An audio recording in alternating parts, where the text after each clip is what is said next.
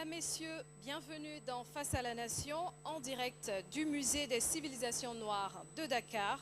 Je suis Marcel Kouassi, journaliste du groupe Africa 24, et je suis très honorée de conduire cette émission spéciale, interview avec Monsieur Amadou Ba, candidat de la coalition Benno Bokk Yakaar pour l'élection présidentielle au Sénégal.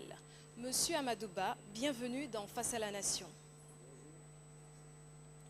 Cette émission est une grande première sur le continent. 6 médias majeurs s'associent pour offrir un entretien inédit avec un candidat majeur dans une élection présidentielle qui se déroule dans un pays phare du continent. Le candidat Amadou Ba aborde avec nous les points clés de son programme face à la presse nationale et internationale, le portrait et le parcours du candidat, l'éducation, la formation et l'employabilité des jeunes, la représentativité et l'autonomisation économique des femmes, la bonne gouvernance et l'état de droit, économie sociale et régionale, intégration régionale et coopération internationale. Selon Africametrics, 69% des Sénégalais veulent aller au vote. Dans le cadre de la campagne présidentielle, le candidat Amadou Ba a sillonné l'ensemble du territoire national, de Dakar à Ziguinchor, en passant par Tamba, Saint-Louis, Kolda, Mbacké, des villes dans lesquelles il a été accueilli par de nombreux militants. Monsieur Amadou Ba, qu'est-ce qui vous a le plus marqué dans les attentes de vos concitoyens? Je vous remercie. C'est d'abord tout un plaisir d'être avec vous et de partager un peu les réflexions que nous avons eues et les propositions que nous voulons faire aux Sénégalais si à l'issue des élections on était élus. C'est vrai que mes fonctions m'ont amené assez souvent à voyager, mais il s'agissait de voyages ponctuels, de visites de travail, sauf dernièrement, en tant que Premier ministre, j'ai eu à faire beaucoup de déplacements et avec le président de la République dans le cadre des conseils présidentiels décentralisés. Donc c'est une innovation majeure que le président Macky Sall a voulu mettre en œuvre, c'est d'être au contact des populations, d'être au contact des réalités nationales. Et je pense que c'est une expérience d'abord qui m'a plu. Et deuxièmement, maintenant, dans le cadre de la...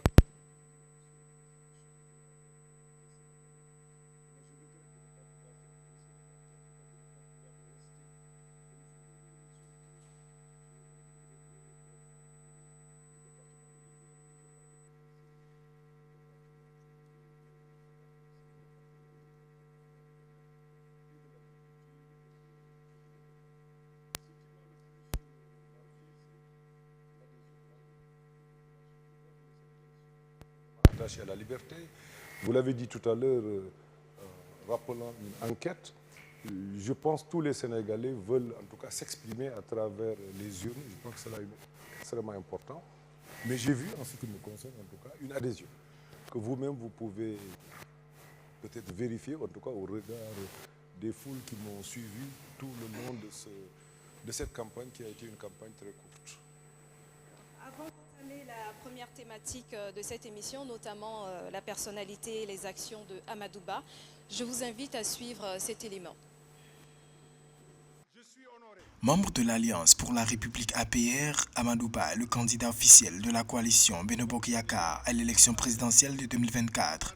Ayant la lourde mission de conduire la coalition présidentielle vers la victoire, il est désigné par le président sortant Macky Sall dans l'optique de poursuivre sa vision pour le Sénégal.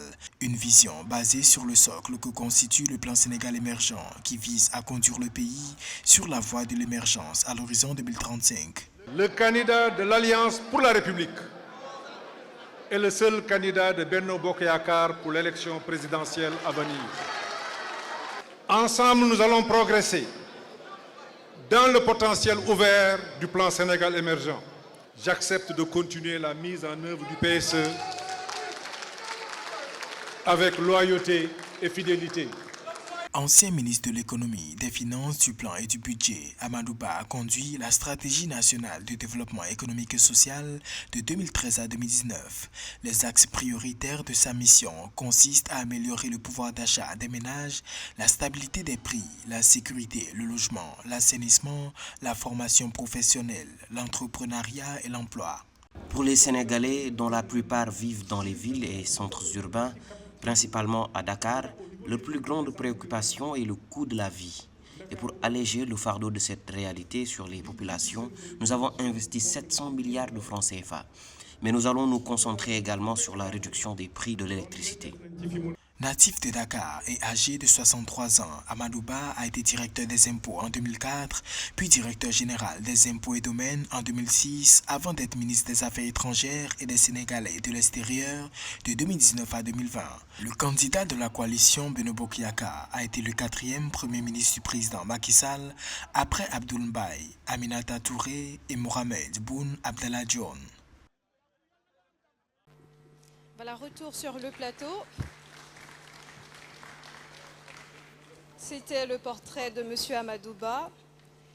Selon une étude Africametrics, 20% des électeurs affirment que M. Amadou Ba représente le changement et 68% la continuité.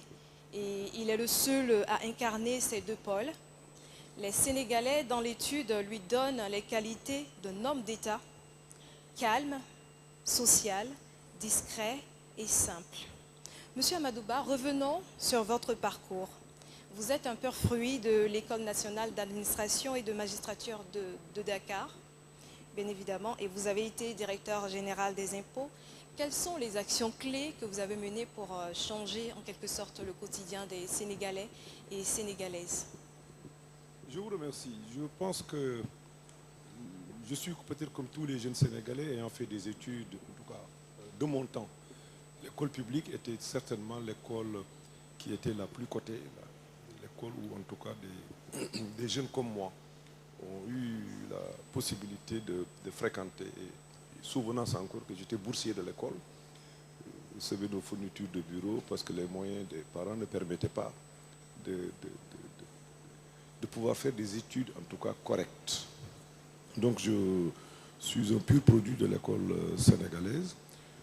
J'ai fait toutes mes études ici à Dakar, jusqu'au brevet de l'ENAM. Excusez-moi pour la gorge, parce que non, j'ai jeûné. Allez-y. Alors, je suis un pur produit donc, de l'école sénégalaise, et après mes études, j'ai fait les concours qui s'offraient à moi, en tout cas après la maîtrise, et j'ai été admis à l'école d'administration et de magistrature, où j'ai choisi la section impôts et domaines. Donc là, j'ai pu gravir tous les échelons, donc d'inspecteur à la base jusqu'en tout cas la fonction de directeur général des impôts et des domaines.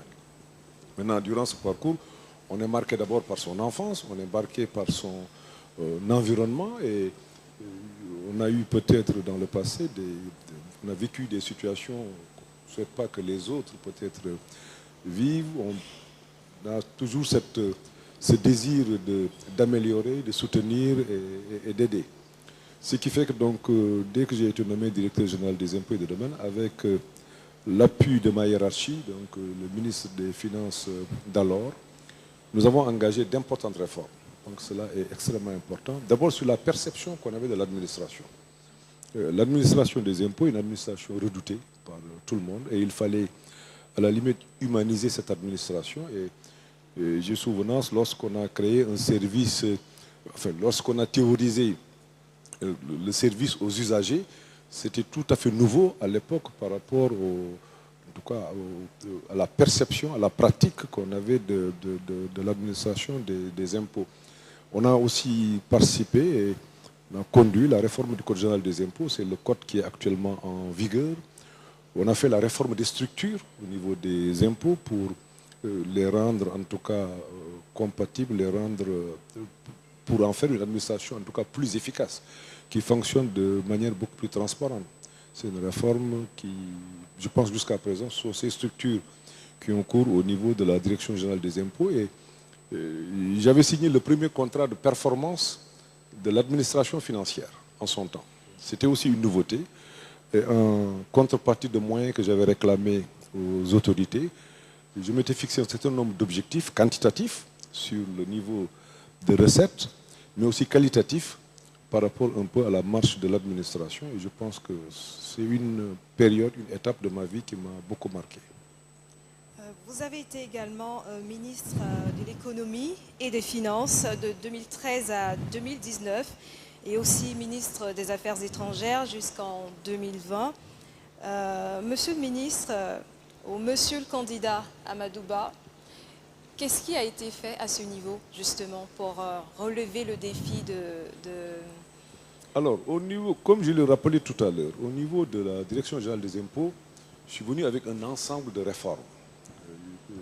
Parce que j'ai gravi tous les échelons au niveau de cette administration. J'avais des frustrations ou j'avais des envies et je me disais qu'une fois arrivé à tel niveau, je devrais faire ceci et cela. Bon, arrivé au ministère de l'économie et des finances, ce que j'ai essayé de faire d'abord, c'est de faire du ministère de l'économie et des finances un ministère ouvert, où toutes les administrations, notamment les régies financières, pouvaient en tout cas jouer des rôles importants. Parce qu'en tant que directeur général des impôts, j'avais, en tout cas, je me disais que bon, le ministère, à la limite, pour dire les choses telles que je les pensais en son temps, ce n'était pas une réalité, mais bon, c'est comme ça que je le voyais, que c'était un ministère qui était contrôlé par le Trésor. Or, il faut que je sois plus ouvert. Il faut qu'en tant qu'inspecteur des impôts, quand j'arrive au ministère des Finances, que j'ouvre le ministère à l'ensemble des régies financiers, mais aussi à d'autres compétences qui ne soient pas sortis de l'école d'administration et qui devaient accéder à des responsabilités, ce que j'ai fait. J'ai essayé aussi j'ai pas essayé, j'ai fait une réforme du ministère de l'économie et des finances. C'est pas l'organisation actuelle, mais c'est l'organisation qui a prévalu jusqu'à la séparation de la fonction économique et de la fonction budgétaire du ministère. Mais je suis arrivé quand même à une période très intéressante au niveau du ministère. Mais je pense que ça, c'est le coup de la chance. Parce que je suis arrivé au moment où l'on travaillait sur le plan Sénégal émergent. Alors, j'y ai travaillé un tout petit peu, mais de manière éloignée en tant que directeur général des impôts. Le plan m'intéressait tellement parce que j'avais eu une expérience similaire, dans des proportions en tout cas moindres, au niveau de la direction générale des impôts et des domaines, où je me projetais dans la durée. Réforme du Code général des impôts, on me disait non, pourquoi faire une réforme? Il faut peut-être modifier certains textes parce que tu es là pour 2 ans ou pour 3 ans ou 4 ans. J'ai fait une refonte. J'ai carrément proposé au gouvernement d'abroger le texte qui existait, de réécrire le Code général des impôts, de le faire réécrire dans son intégralité, avec des objectifs de simplification, avec des objectifs d'efficacité et des objectifs de transparence. Et je rends grâce à Dieu, c'est ce code qui est actuellement en vigueur, qu'il va peut-être falloir changer. Et nanti de cette expérience, j'ai trouvé que l'on travaillait sur le plan Sénégal émergent. Donc, et là, le président Macky Sall m'a confié principalement, en tout cas, d'être le chef d'équipe opérationnelle. Mon objectif était, et là, il y avait une convergence de vue parfaite entre le président et moi, c'est qu'il fallait aujourd'hui essayer de dissocier le calendrier ou l'agenda politique de l'agenda économique. De l'agenda économique. C'était ça mon objectif. Et j'ai vu que c'est une préoccupation qu'avait le président Macky Sall. Parce que justement, j'ai eu l'expérience de vivre 2 alternances. L'arrivée du président Abdoulaye Wade au pouvoir en 2000, où avec son plan SOPI, l'idée était peut-être de tout changer, mais après 1 an, il a fallu revenir aux fondamentaux. J'ai vécu aussi la même situation avec le président Macky Sall, mais là, j'étais directeur général des impôts. Et j'étais dans une position de faire une réforme. Le président m'a permis de poursuivre la réforme parce qu'il faut assurer la continuité de l'État. Il faut assurer le respect des engagements internationaux. Nous sommes des pays dépendants, ayant des relations très fortes avec la communauté internationale. Et la première garantie, c'est le respect des engagements souscrits. Maintenant, on peut renégocier certains engagements, mais dans tous les contrats et conventions, il y a quand même des clauses de renégociation qu'il va falloir respecter, mais il faut rassurer tout le monde. Et c'est là où le président Macky Sall, il a accepté qu'on ait une vision sur 20 ans. Si l'on veut que le Sénégal devienne émergent, qu'est-ce qu'il faut faire pour que dans les 20 ans à venir? Et l'idée du président Macky Sall, il fallait que cette vision transcende les appartenances politiques. C'était ça fondamentalement. Et pour ce faire, nous avons discuté en interne, d'abord les techniciens du ministère des Finances, des cabinets étrangers, mais toute la communauté sénégalaise, les universitaires, les anciens ministres des Finances, le syndicat, le patronat, la société civile, l'ensemble des institutions internationales ayant une vocation économique, l'OCDE, Fonds monétaire international, Banque mondiale, BID, pour crédibiliser cette vision et rechercher les financements pour permettre au Sénégal d'arriver à un certain niveau de développement. Et j'ai eu la chance quand même d'être, en tout cas, je dois dire, le chef de l'équipe opérationnelle. Voilà. Alors, Monsieur Amadouba, au regard de ce parcours, quel bilan faites-vous? Quelle appréciation faites-vous? Mais je suis très satisfait du bilan que j'ai pu réaliser d'abord avant l'arrivée du président Macky Sall, mais surtout, le président de la République Macky Sall m'a permis quand même de m'exprimer, de m'épanouir, en tout cas dans le travail que je faisais, parce que j'ai l'intime conviction que nos pays doivent transcender les clivages politiques. Nous avons surtout des préoccupations de développement. Il faut aujourd'hui qu'on puisse être dans une perspective très longue en tenant compte des contraintes qui peuvent survenir ça et là par moment. On l'a vu avec la Covid. Cela nous a amené donc à faire un premier plan d'action prioritaire pour voir quels étaient les investissements nécessaires. Cela n'était vraiment pas le fruit de l'imagination des uns et des autres. Une étude a été faite vraiment par les économistes, les sociologues, enfin tout le monde, toutes les compétences que nous avons dans le pays, pour voir qu'est-ce qu'il fallait faire pour le Sénégal. On ne peut pas tout faire tout de suite. On s'est accordé sur des projets prioritaires qu'on a évalués et on est allé chercher le financement. Sur 2014, on l'a obtenu, on a réalisé. Et j'ai poussé, en tout cas personnellement, en 2018 pour qu'on retourne au niveau de la communauté internationale, parce que le Sénégal avait la réputation d'avoir de bons plans, de bons projets, mais à l'exécution, on était très peu efficace. Maintenant, là, le président Macky Sall a vraiment bien suivi. Nous avons atteint la plupart de nos objectifs et nous avons fait le deuxième plan. Voilà qui vient de s'achever et le troisième plan est en démarrage. Merci pour toutes ces précisions. Avant d'entamer la seconde partie de cette émission, je vous invite à suivre cet élément.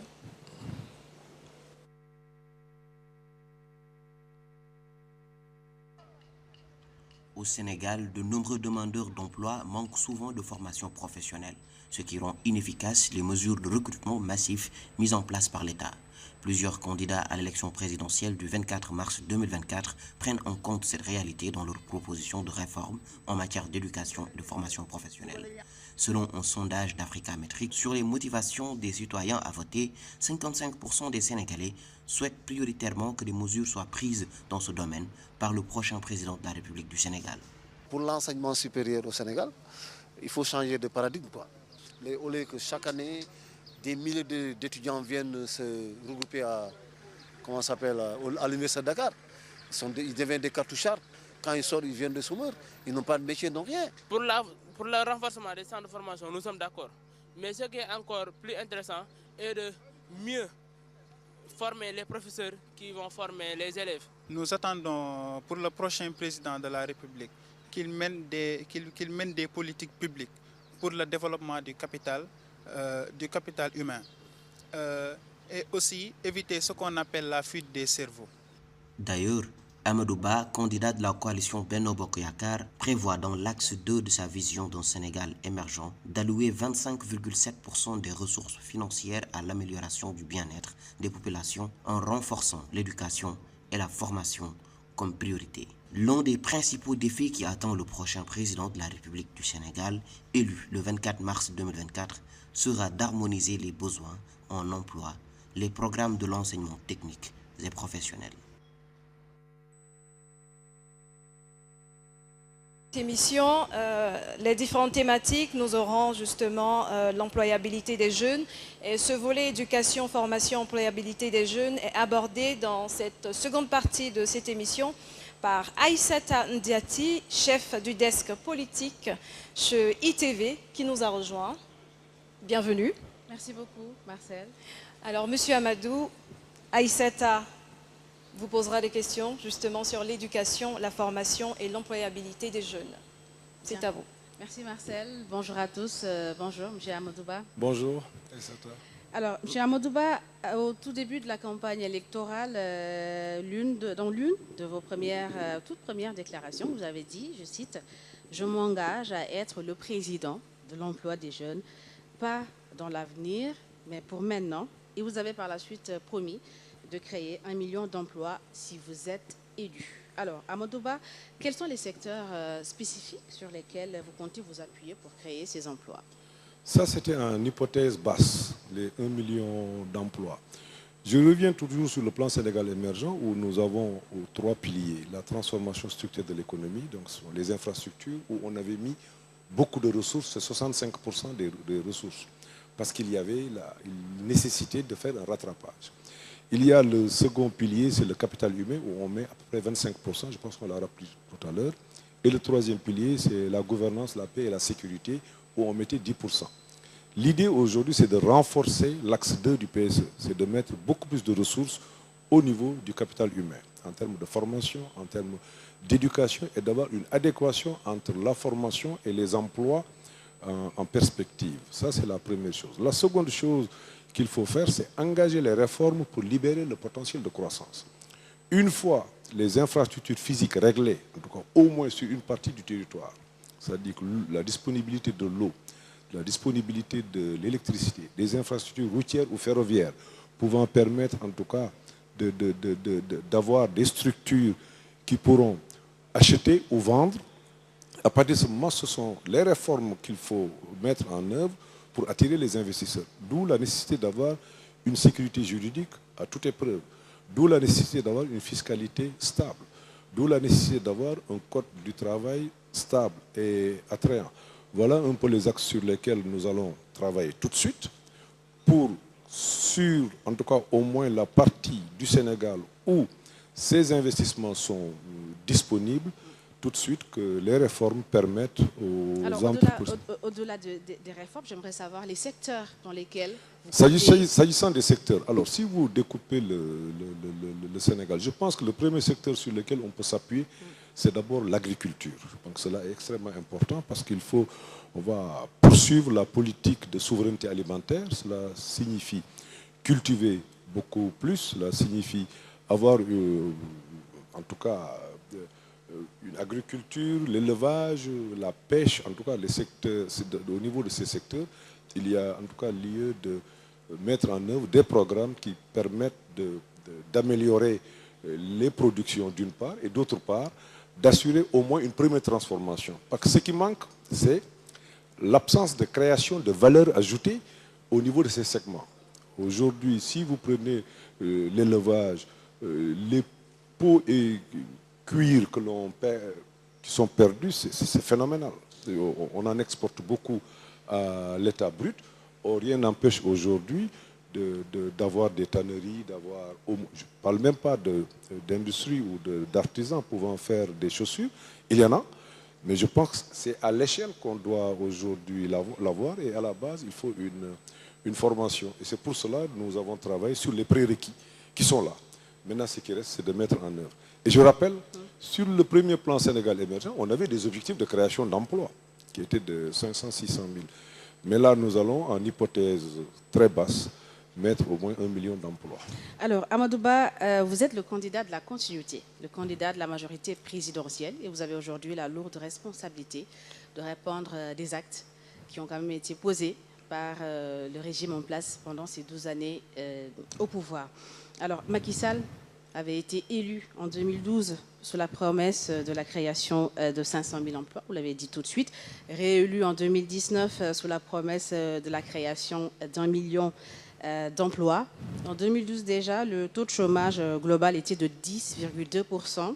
10 ans après, en 2022, on était à 21,9% selon l'Agence nationale de la statistique et de la démographie. Je suis tentée de vous demander si promettre aux Sénégalais créer 1 million d'emplois n'est pas un tout petit peu utopique. Non, pas du tout. Pas du tout. Et c'est la raison pour laquelle je me suis interdit de faire certaines promesses. J'entends des candidats parler de 5 millions d'emplois et de ne pas tenir compte des réalités économiques, des possibilités de notre économie.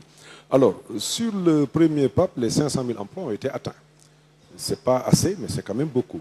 Maintenant, au niveau sur la période 2019-2023, je pense qu'il y a eu des contre-coups, des facteurs exogènes qui n'ont pas permis quand même à l'économie d'aller au rythme où on le souhaitait.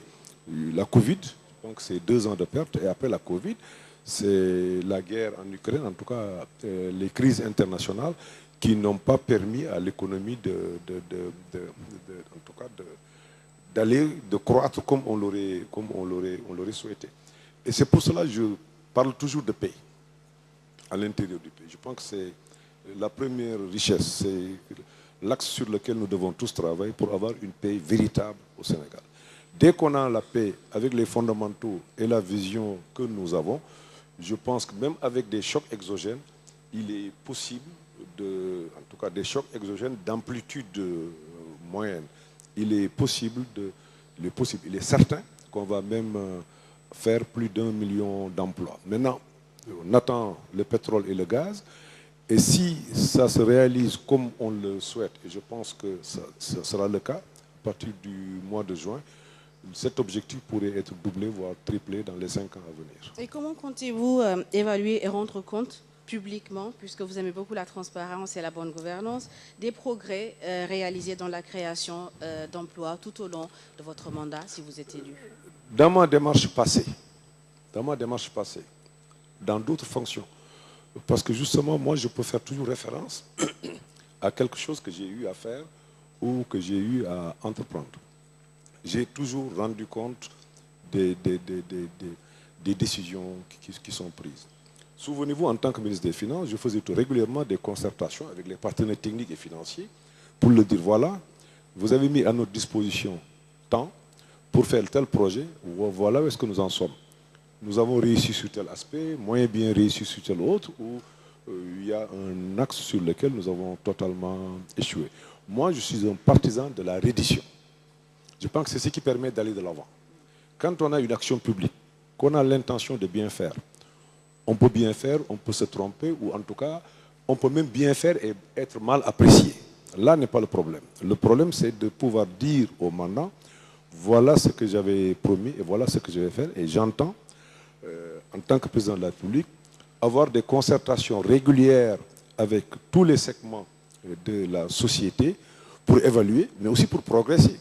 Parce que justement, pour progresser, il faut être avec tout le monde, il faut être avec les autres.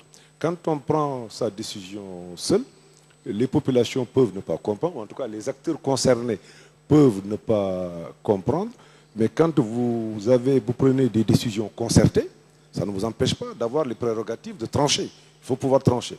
Mais il faut se concerter, et je l'ai régulièrement fait avec le secteur privé, le patronat, je l'ai régulièrement fait avec les syndicats, je l'ai fait avec la société civile, et bon, avec les moyens que j'avais, soit en tant que directeur ou en tant que ministre.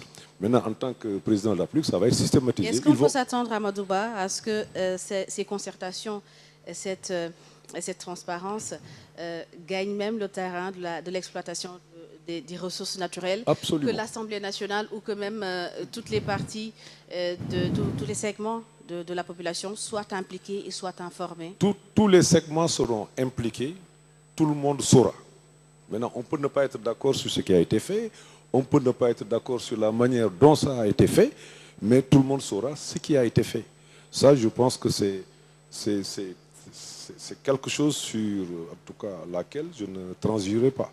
J'ai vraiment envie toujours de dire ce que j'ai fait, la manière dont ça a été fait, et d'écouter les critiques, les suggestions pour aller de l'avant. Alors, l'économie sénégalaise est caractérisée par l'importance du secteur informel qui génère plus de 96% des emplois selon la NSD.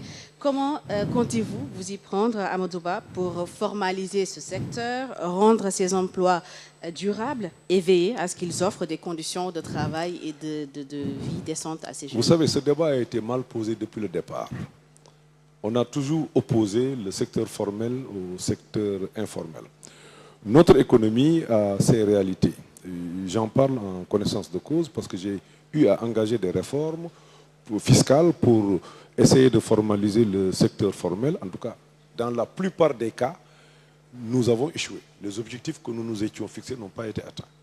Je pense que j'avais initié à l'époque une enquête, ce qui permet d'avoir ces informations sur l'économie sénégalaise pour voir un peu quelle économie nous avions. Effectivement, nous avions vu que l'économie sénégalaise était informelle à 96%.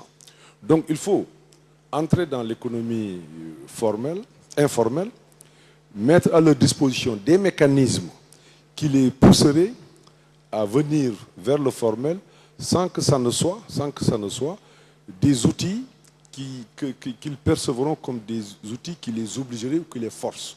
Je pense que quand on a 96% d'un pays qui est d'un côté, il faut bien faire attention. Et c'est pour cela, même ce concept est en train de changer. On parle de plus en plus d'économie solidaire. Mais en réalité, c'est plus de l'économie informelle. Je pense qu'il y a des contraintes liées au financement. Je pense qu'il faut les aider sur le financement. Il y a des contraintes liées aux approvisionnements. Il faut peut-être les aider et les soutenir sur les approvisionnements. Il y a des contraintes liées à la commercialisation, parce qu'aujourd'hui, vous, comme moi, consommateurs, nous avons beaucoup d'informations et nous souhaitons avoir en tout cas des produits ou des services de qualité. Et je pense que c'est la combinaison de l'ensemble de ces éléments qui permettront à l'économie de se formaliser. C'est-à-dire, j'entends par économie formelle, c'est que l'activité soit connue, que l'activité soit répertoriée et que les charges dues, impôts ou autres prestations sociales dues au titre de ces activités soient payées en toute connaissance de cause et parce que tout simplement nous partageons, nous acceptons cette idée d'être ensemble, de vivre ensemble et de réussir ensemble. Alors, le Sénégal et l'Afrique. Je vais vous demander d'aller un peu plus rapidement parce que nous avons terminé cette partie sur l'employabilité des jeunes, mais allez-y. Donc ce sera la toute dernière question. Allez-y. Alors, l'Afrique et le Sénégal, M. Amadou Ba, sont vraiment touchés par la recrudescence de la migration irrégulière. Est-ce à votre avis une conséquence de l'échec de la politique d'emploi et de l'employabilité des jeunes depuis l'indépendance à nos jours? Alors, depuis un certain temps, j'ai quand même une autre perception de ce phénomène. J'avoue que j'ai été beaucoup marqué, en tout cas par le dernier voyage que j'ai fait à Saint-Louis quand il y a eu cette grande catastrophe. Alors, en interrogeant les survivants, j'ai vu que beaucoup n'étaient pas sénégalais. Ce n'est pas ce qui est important. Mais ça veut dire que c'est un phénomène international. Autant les pirogues qui partent du Sénégal, mais il n'y avait pas que des Sénégalais à bord. Ça veut dire qu'il y a des possibilités de quitter le Sénégal et d'aller vers d'autres pays. Ça, c'est la première chose que j'ai eu à noter. La seconde chose que j'ai eu à noter, et c'est là où ça nécessite une réflexion et ça nécessite un changement, même en tout cas dans certaines de nos orientations politiques, c'est de voir tous ces jeunes avaient des revenus. Ce n'est pas cette fois-ci les parents qui ont payé. C'est-à-dire que vous avez des étrangers ou des jeunes Sénégalais qui sont là, qui s'adonnent à des travaux peut-être informels, c'est le lieu de le dire, mais qui ont un revenu assez important. Parce que tous les jeunes que j'ai vus ce jour-là travaillaient et avaient un revenu au moins de 150 000 francs CFA, ici au Sénégal. C'est difficile de vivre avec 150 000 par contre. Non, je suis tout à fait d'accord. Je suis tout à fait d'accord. Mais c'est quand même un revenu. C'est quand même un revenu. Jusqu'à une période récente, le salaire moyen au Sénégal n'était pas de 150 000. Au moins, il y a un revenu. Alors, pourquoi quelqu'un qui a un revenu va-t-il prendre des risques sur sa vie pour aller en Europe? Il y a quand même les aspects de communication sur lesquels nous devons travailler. Mais au-delà de tout ça, il y a lieu de développer le partenariat entre l'Europe, les Amériques et le continent africain, parce que nos jeunes ont le sentiment qu'en Europe, il y a beaucoup plus de chances de réussite. Et deuxièmement, je pense que dans nos pays, Justement, c'est ce que je disais, la politique d'emploi, il faut l'amplifier dans des proportions telles, la solidarité aidant, je pense qu'on peut travailler à faire baisser ces questions liées à la migration irrégulière. Mais j'avoue, il faut avouer que c'est une difficulté à laquelle on va faire face. Merci ma chère Aïssatane Daté, chef du desk politique ITV. L'inclusion économique et politique des femmes est également un défi à relever au Sénégal. Je vous invite à suivre cet élément et on en discute juste après. Si un bon nombre de Sénégalais militent à réparer une injustice sociale et politique à l'égard de la femme, une frange de la société considère l'égalité homme-femme contraire aux valeurs culturelles et religieuses sénégalaises. Toutefois, une loi de 2010 exige la parité absolue entre les sexes dans toutes les institutions électives, avec des listes de candidats alternants hommes et femmes au Sénégal. Ceci alors qu'une seule candidate féminine est en lice parmi les concurrents à la magistrature suprême au Sénégal. Si nous mettons à l'aise les femmes, je pense qu'on peut assurer et garantir un développement du pays. Et qui dit femme, dit famille. La femme étant le centre ou le socle de la famille, donc régler les préoccupations des femmes et naturellement résoudre le problème des familles. Depuis 2010, une loi instituant la parité absolue hommes et femmes dans toutes les institutions totalement ou partiellement électives a été votée au Sénégal. Cette loi aurait porté des fruits. Le Sénégal a enregistré un record en Afrique de l'Ouest avec 44% de femmes à l'Assemblée nationale. Au Sénégal, tous les postes électifs de droits et d'obligations, c'est du 50%, 50%. Il faut également avancer vers la parité sur les postes nominatifs. Dans ce domaine-là, de la participation, il y a des progrès à faire. Il reste maintenant la grande question de l'émancipation économique. Les femmes sont encore plus touchées par le chômage, n'ont pas encore accès de manière équitable aux différentes ressources. Il y a des progrès, mais ce n'est pas suffisant. Mais il ne faut pas que les femmes attendent. Et il faut qu'elles se positionnent pour être élues.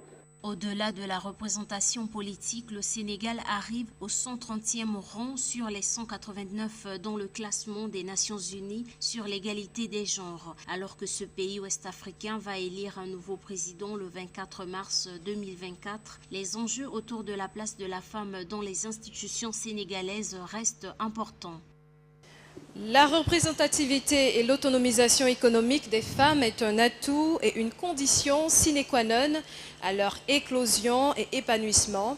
Astou Dione, journaliste présentatrice chez 2STV, nous a rejoint sur ce plateau. Bienvenue. Merci Marcel. Bonjour, bonjour Monsieur le ministre, le candidat.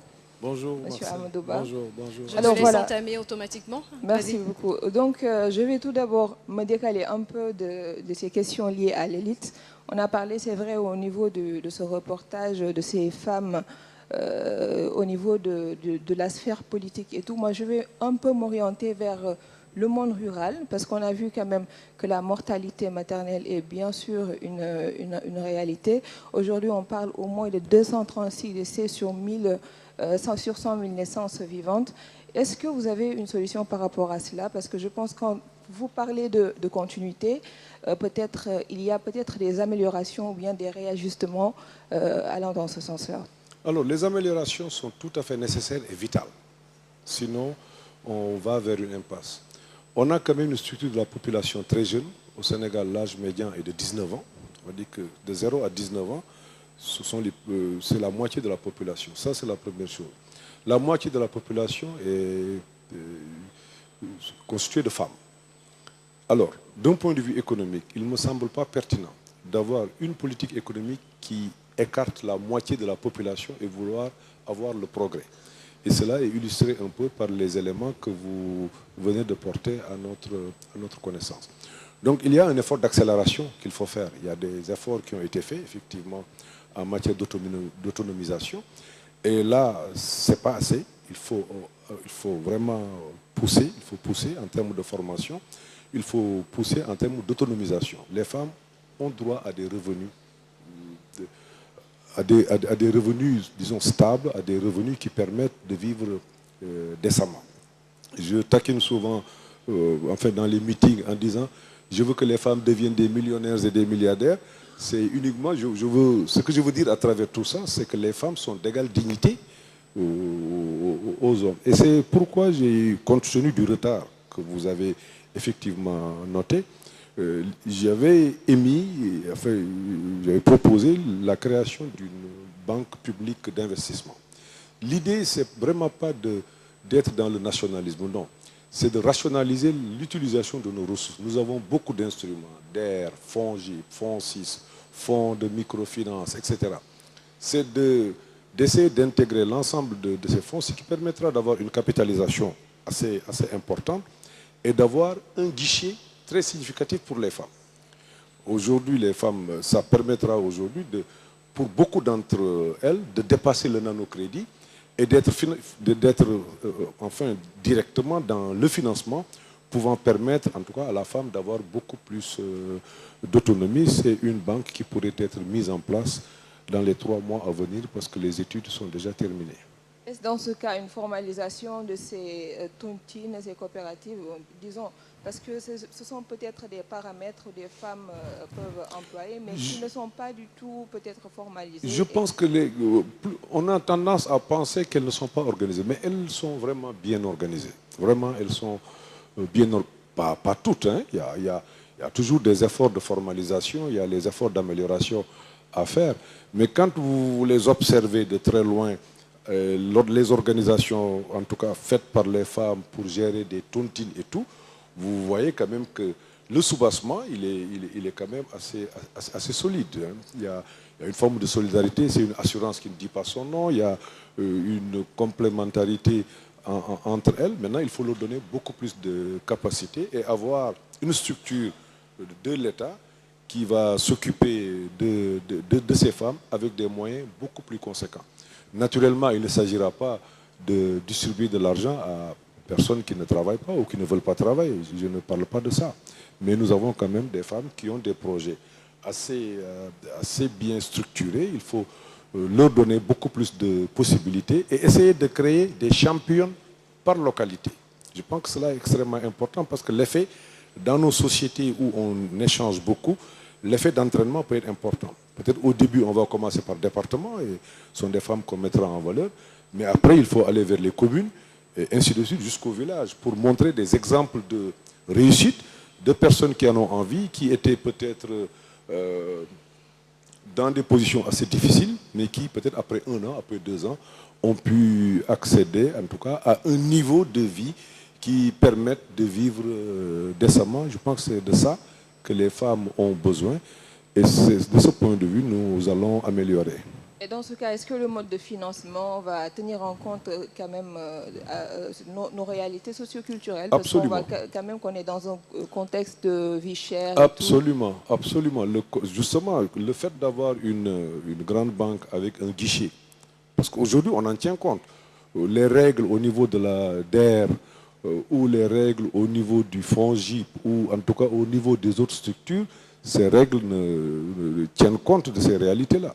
Maintenant, quand vous allez au niveau d'une structure bancaire, il y a vraiment des ratios à respecter naturellement, mais il faut que ces règles soient adaptées aux réalités. Je pense que les femmes, il faut dans un premier temps les regrouper et jusqu'à ce que certaines d'entre elles puissent se détacher, parce que je suis quand même partisan du libéralisme, que certaines d'entre elles puissent se détacher et qu'on leur donne beaucoup plus de capacités, beaucoup plus de moyens pour qu'elles puissent exercer un effet d'entraînement sur leurs consoeurs. Je pense que cela est extrêmement important et nous allons aider, nous allons encadrer.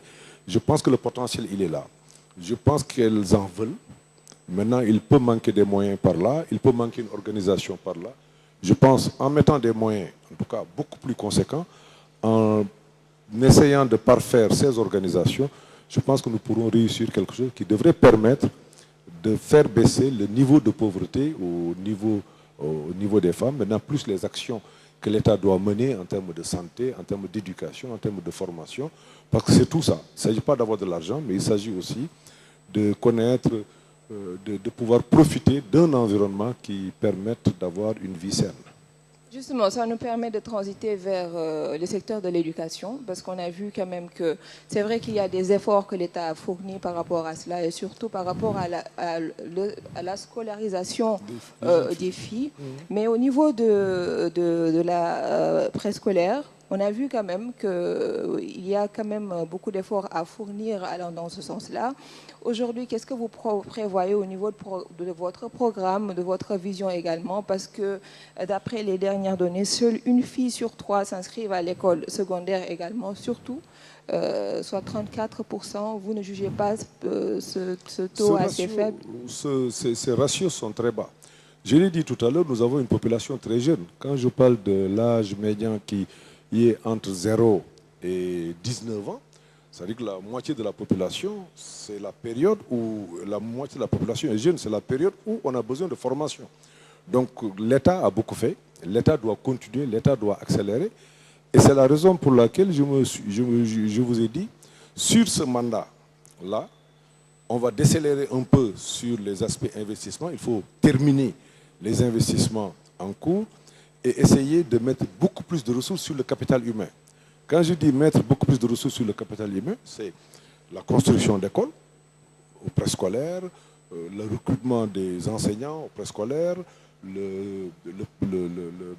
l'école élémentaire, le secondaire, plus les actions. Il faut que les écoles soient très proches des populations. Je pense que aussi ça fait aussi un élément qui rassure les parents. Parce que lorsqu'une fille a 10 ans ou 12 ans, assez souvent sur de longues distances, avec certains faits qui sont souvent relayés par les médias, certains parents peuvent avoir des craintes, ou en tout cas, les parents ont besoin d'avoir les filles à côté, enfin, les mamans notamment, à côté d'elles, pour les aider dans les tâches domestiques. Sans oublier le phénomène des mariages précoces. Voilà, c'est tout ça. Mais je pense qu'il y a une action d'éducation, une action de formation, mais aussi la disponibilité du service public à côté. Je pense que cela est extrêmement important. Beaucoup de mamans ne laisseraient pas leurs enfants faire leurs filles 2 km ou 3 km pour aller à l'école secondaire, d'autant plus qu'elles ont besoin de ces filles aussi pour les tâches domestiques. Je pense qu'il y a un effort à faire et c'est pourquoi, durant ce mandat, nous allons encore construire beaucoup plus d'écoles, nous allons beaucoup plus recruter et essayer d'adapter la formation aux contraintes que les filles peuvent avoir à partir d'un certain âge. Les mariages précoces sont une réalité dans certaines localités. Il y a quand même un effort d'éducation à faire, il y a un effort de formation, de sensibilisation des parents, mais il faut toujours, je pense, que les structures, que l'administration, que l'État soit à côté. Je pense que cela me semble être important. D'accord. Et nous allons parler également peut-être des solutions par rapport au financement et de l'économie, surtout sur le plan durable en tout cas, et efficace pour bien sûr l'inclusion dans le système économique compte tenu du manque d'accompagnement en autonomie. C'est vrai que vous avez un peu frôlé la question tout à l'heure, mais je voudrais quand même que vous approfondissiez un peu par rapport à cela parce qu'il y a beaucoup de femmes qui s'activent aujourd'hui dans des secteurs d'activité comme l'agriculture, l'élevage, entre autres, dans les transformations également. Mais aujourd'hui, les moyens font défaut. Il y a également le manque de moyens, c'est vrai, mais aussi de renforcement de capacité. Aujourd'hui, qu'est-ce que vous avez prévu pour elle? Nous sommes une économie sous-développée. Donc la contrainte première, c'est la contrainte, entre autres, de financement. Et c'est la raison pour laquelle j'ai opté pour une rationalisation. Je dis, écoute, l'État fait beaucoup de choses. Essayons de faire bien, essayons de faire mieux ce que nous pouvons faire aujourd'hui. C'est un peu la rationalisation de toutes les structures qui interviennent dans le financement des femmes. Récemment, j'ai fait faire quelques analyses et quelques études. Je vois les mêmes femmes, parce que tout simplement, elles ont l'information. Elles peuvent aller au ministère de la Femme chercher un financement. Dans l'après-midi, elles sont au niveau de la délégation à l'entreprise chercher un autre financement. Le lendemain, c'est au niveau de nous. Elles ont l'information. À supposer que cette même femme ait les 3 financements. Cela veut dire qu'elle prive 2 autres femmes d'un financement potentiel. Sur l'ensemble du territoire, on nous informe qu'il y a 50 000 femmes seulement qui ont été financées. Il y en a beaucoup plus. Mais même sur ces 50 000 femmes, il y a qu'il y ait des doublons. Et c'est la raison pour laquelle je dis d'abord, rationaliser. Si aujourd'hui, l'ADER, ou les autres structures que nous avons, qu'on parvienne en tout cas à avoir la même plateforme, qu'on parvienne à avoir le même système d'information et qu'on ait beaucoup plus de ressources, cela veut dire que la femme qui fait le tour de ces 3 structures pourrait peut-être faire une seule structure et avoir au moins un niveau égal au financement, enfin aux 3 financements auxquels elle a pu accéder. Je pense que cela est extrêmement important. Et là, je pense que cette structure mise en place, un échange profond avec nos immigrés pour que les revenus qui sont transférés au Sénégal transitent par cette structure, ce qui permettra à la banque d'avoir en tout cas des capacités qui peuvent être très importantes dans un premier temps. Et dans un troisième temps, il faut peut-être faire appel à des capitaux internationaux, étrangers, avec les partenaires techniques et financiers qui, effectivement, que c'est un modèle qui est en passe de réussir. C'est un financement politique. Il a fallu qu'on passe le cap de 2019 pour qu'on se rende compte que c'est très utile, ce n'est pas politique. Maintenant, je pense que si on met en place ce mécanisme, cela devrait permettre aux femmes, en tout cas dans le moyen terme, déjà en 2024 et tout de suite en 2025, de pouvoir accéder à des niveaux de financement beaucoup plus importants, quantitativement, donc plus de femmes, qualitativement, mais aussi avec un niveau de financement beaucoup plus appréciable que celui que nous avons actuellement. Alors, c'est la toute dernière question d'ailleurs. Monsieur Amadou Ba, vous êtes candidat à la présidentielle. Et je rappelle que la loi sur la parité est toujours en vigueur. Aujourd'hui, on dirait qu'il ne s'agit pas, que cette loi n'est pas vraiment une réalité au niveau du gouvernement du Sénégal. Parce que si on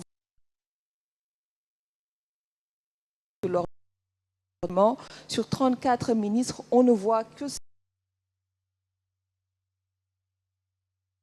ou la rupture. Et il y aura beaucoup plus de jeunes. Que vous promettez un quota? Un quota, non. Je pense qu'il faut aujourd'hui, il peut y avoir même plus de femmes que d'hommes. Hein. Je peux créer la surprise. De femmes que d'hommes? Ah oui, oui. C'est une bonne nouvelle, ça. Oui, oui, je peux créer la surprise. Hein. L'objectif, c'est de réussir. Le Sénégal n'a vraiment pas de problème politique. Aujourd'hui, nous avons des femmes capables de pouvoir gérer des structures et en tout cas d'avoir les résultats attendus dans le délai le plus court possible. Moi, j'ai des femmes, mais maintenant, il faut tenir compte de nos populations.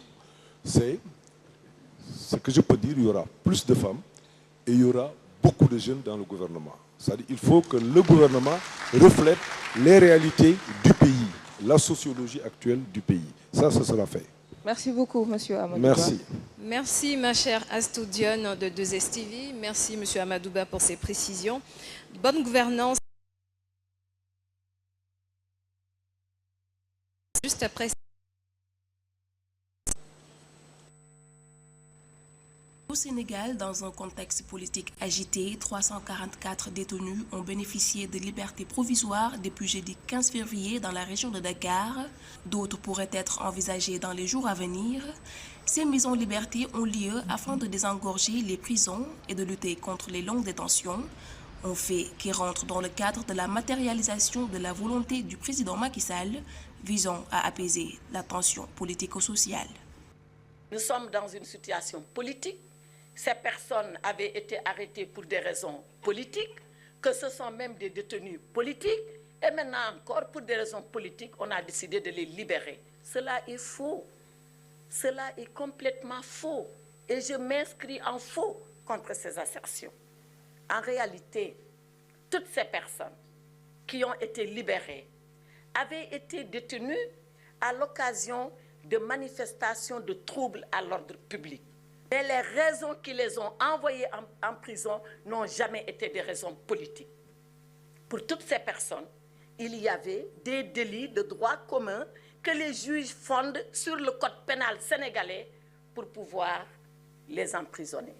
Par rapport à la question d'une potentielle liberté provisoire pour l'opposant Ousmane Sonko et le candidat de l'ex-Pastef Bassirou Diomaye Faye, Les dossiers s'apprécient au cas par cas. Selon la ministre, si les conditions sont réunies, la liberté pourrait être accordée.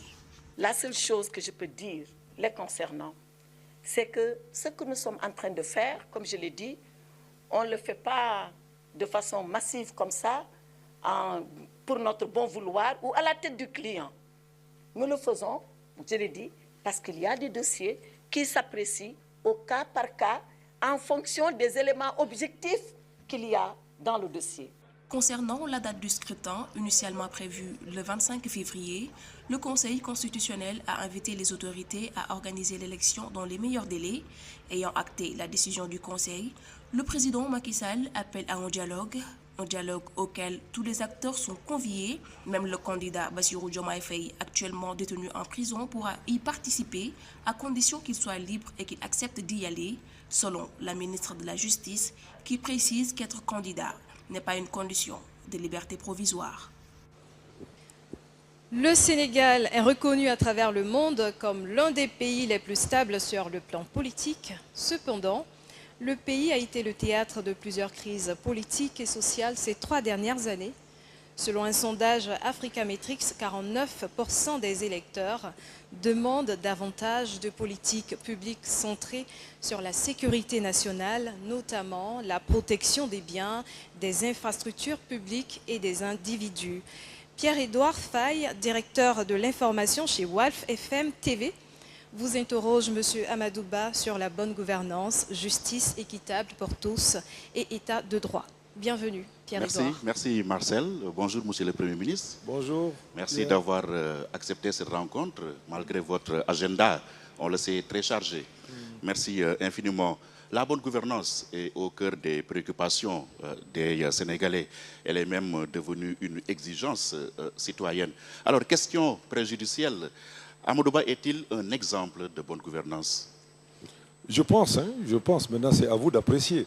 Je ne me te juge pas. En tout cas, je pense avoir eu des responsabilités et avoir mis en œuvre tout ce qu'il fallait faire pour préserver et les deniers publics et pour remplir ma mission de la manière la plus correcte. Maintenant, le reste est laissé à l'appréciation des autorités compétentes et des journalistes que vous êtes pour pouvoir dire ce que vous pensez. On vous accuse souvent d'être un fonctionnaire milliardaire. Êtes-vous un homme riche? Un fonctionnaire milliardaire ou un homme riche, tout dépend de l'appréciation de ceux qui parlent et des motivations que ces personnes ont derrière. Je pense que Amadouba a travaillé pendant 30 ans, plus, ou même un peu plus au niveau des administrations financières.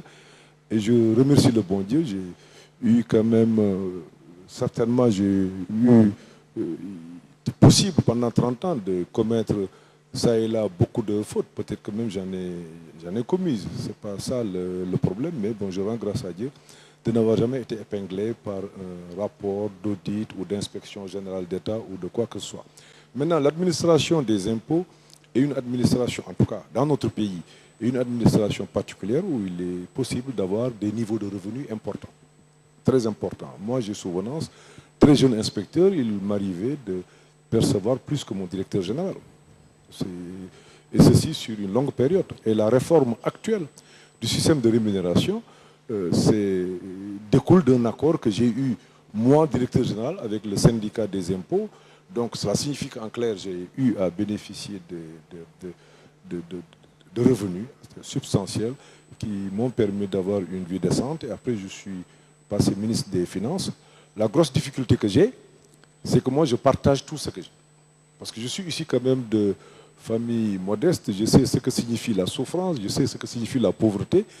Et il ne me sert à rien de garder 100 000, 200 000 dans ma poche ou 1 million et de croiser dans la rue quelqu'un qui n'a pas de quoi manger. C'est une réputation qui me poursuit depuis très longtemps. Mais en tant que ministre des Finances... La réputation d'un homme généreux. Généreux, en fait, parce que je sais ce que signifie la souffrance. J'ai été malade et ne pas pouvoir me soigner. J'ai été dans des conditions où il m'était difficile d'aller à l'école à l'époque. C'était quand même 4 fois par jour. Hein. Je quittais Grand Dakar pour aller au lycée de la Fosse à pied, 8h midi, 2h30, 6h30. On le faisait, je le faisais à pied, comme beaucoup d'autres d'ailleurs. Hein, comme beaucoup d'autres, ce n'était pas une exception.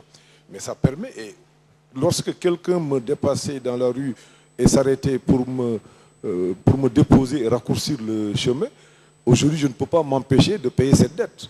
Donc de voir quelqu'un qui est peut-être dans une situation plus difficile, que je lui donne 10 000, 50 000, ou qu'un jeune ne puisse pas payer ses études parce que les parents ont eu des difficultés, que je paye la scolarité, j'avoue que j'en fais beaucoup. J'en fais beaucoup. Pour moi, les revenus servent à ça. Dans un état de droit. Mais en tant que fonctionnaire, j'ai eu à faire ma déclaration de patrimoine en tant que ministre des Finances, parce que c'est en ce moment que c'est devenu obligatoire. J'ai fait ma déclaration de patrimoine à la sortie, après avoir quitté le gouvernement.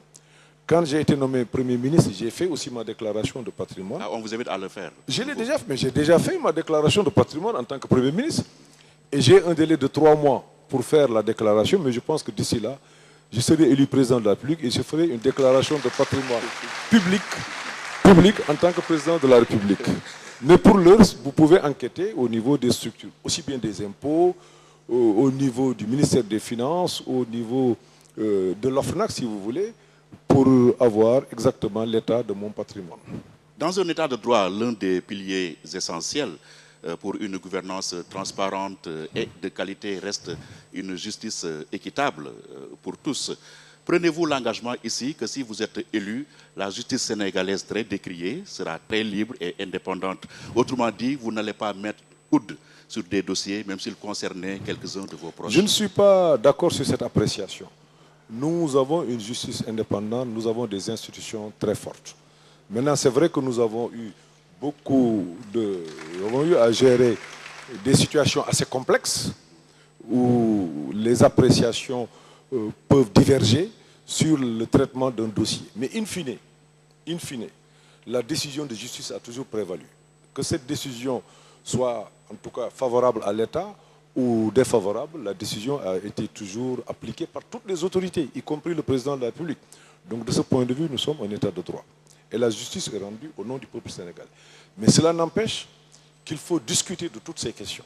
Et ce que j'ai l'intention de faire en tant que président de la République, c'est d'inviter l'ensemble des acteurs de la justice, donc qu'ils soient magistrats, avocats, notaires, huissiers, commissaires-priseurs, etc. En tout cas, tous ceux qui participent, greffiers, tous ceux qui participent à l'administration de la justice, mais aussi les acteurs de la société civile, qu'on se retrouve durant le mois de mai à venir, de faire un peu un état des lieux, qu'est-ce qui a été fait, où est-ce que nous voulons aller, quelle justice pour accompagner le processus d'émergence que nous voulons, parce que combien ça va coûter, quelle formation pour certaines structures, combien ça va coûter, le nombre de personnes, combien ça va coûter. On va s'accorder sur les réformes nécessaires et là je m'engage à le faire parce qu'on est toujours dans une quête permanente d'amélioration de l'état de droit. Face à des situations, il faut toujours aller de l'avant. Je pense que nous souhaitons aller de l'avant sur cette question tout en respectant les principes fondamentaux, c'est-à-dire l'indépendance de la justice. Vous allez continuer à présider le Conseil supérieur de la magistrature? Ce débat, ça va être tranché par les concertations auxquelles je vais convier les acteurs de la justice. Ensemble, nous verrons concrètement quelle est la justice que nous voulons.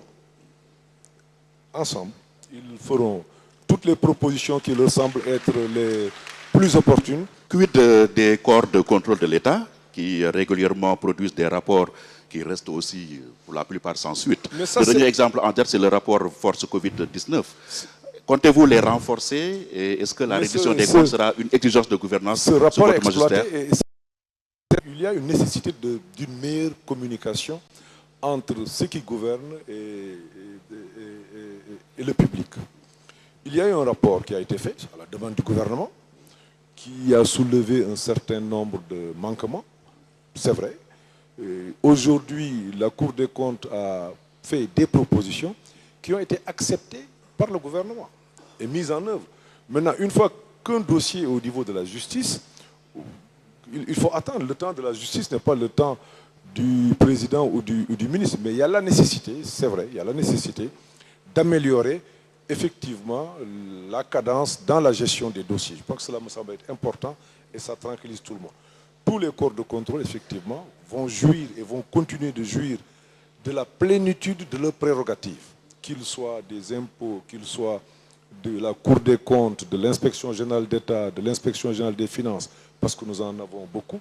Ces structures seront renforcées, mais nous formerons aussi davantage ceux qui sont appelés à gérer les deniers publics. Parce que là aussi, assez souvent, il faut... Je suis bien placé pour en parler. Parce qu'il est arrivé que le ministère des Finances soit épinglé sur un marché, alors que le ministre des Finances n'a jamais vu le marché. Parce que tout simplement, ça se traite. Je pense qu'il faut former davantage. Il faut créer, il faut que ça soit beaucoup plus fluide. Ça aussi, on a besoin d'une administration efficace et rapide. Mais aussi, on a besoin de bien former. Parce qu'il est arrivé que des gens se trompent de bonne foi, tout comme il est arrivé qu'il y ait des malversations. Mais dans tous les cas, cela doit être édifié et su par le public. Je pense que cela est extrêmement important. Et de ce point de vue, je m'y engage à se concerter davantage avec les acteurs pour qu'ils aient la bonne information. Toute dernière question, Marcel. Là, je vous vois vous impatienter un peu. Allez-vous impliquer votre famille dans la gestion des affaires publiques? Non. Non. Non.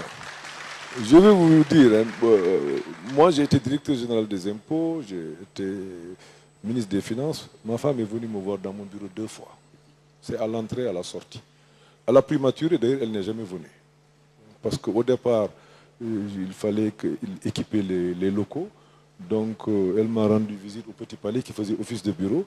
Et j'ai quitté le gouvernement sans qu'elle ne voie mes nouveaux locaux. Donc, mais ma famille ne connaît même pas tous mes collaborateurs, à part ceux avec qui j'ai été il y a peut-être 15 ans ou 20 ans, qui passent à la maison, mais pour les autres, non. Ça, ma famille n'est pas dans la gestion. Merci beaucoup, monsieur le Premier ministre. Merci. Merci, mon cher Pierre-Édouard Faye. Politique économique est débattue dans la séquence suivante de cette émission, juste après cet élément. Depuis 2014, le plan Sénégal émergent PSE constitue le référentiel de la politique économique et sociale du Sénégal. S'inscrivant dans la trajectoire de l'émergence à l'horizon 2035, le pays peaufine cette vision à travers les plans d'action prioritaires. Mais depuis 2019, le PSE est mis en œuvre dans un contexte particulier marqué par la pandémie de la Covid-19, du conflit russo-ukrainien avec ses conséquences sur de nombreux points de l'économie mondiale, sans oublier l'insécurité grandissante. Et malgré une conjoncture mondiale difficile, les fondamentaux de l'économie sénégalaise restent aujourd'hui solides. Elle figure parmi les plus dynamiques de l'Afrique subsaharienne, avec un taux de croissance de l'ordre de 6% depuis la mise en œuvre du PSE en 2014, qui a été juste freiné par la Covid. Le rapport sur la mise en œuvre des projets et réformes phares du plan Sénégal émergent entre 2014 et 2018 indique une croissance du PIB de 6,6% par an et de 3% entre 2009 et 2013. Avec 255 000 emplois créés dans le privé et 44 000 dans le public, les exportations de biens entre 2014 et 2018 ont connu une progression de 28,4%. Ces plans d'action prioritaires offrent par ailleurs un cadre privilégié de partenariat avec le secteur privé en matière d'investissement. Le dernier, dénommé PAP 3 2024-2028, accorde une place de choix à la diversification économique. Nous devons donc continuer à investir dans d'autres secteurs, notamment sur les énergies renouvelables, où le Sénégal aujourd'hui est à 31-32%, ce qui est une performance. Et nous nous sommes engagés dans le cadre du JETP avec les pays du G7 à atteindre 40% d'énergie renouvelable à l'horizon 2030, avec un investissement qui sera de l'ordre de 2,5 milliards de dollars. Le PSE a, sur la période 2014-2023, hissé la croissance économique nationale à 5,3%.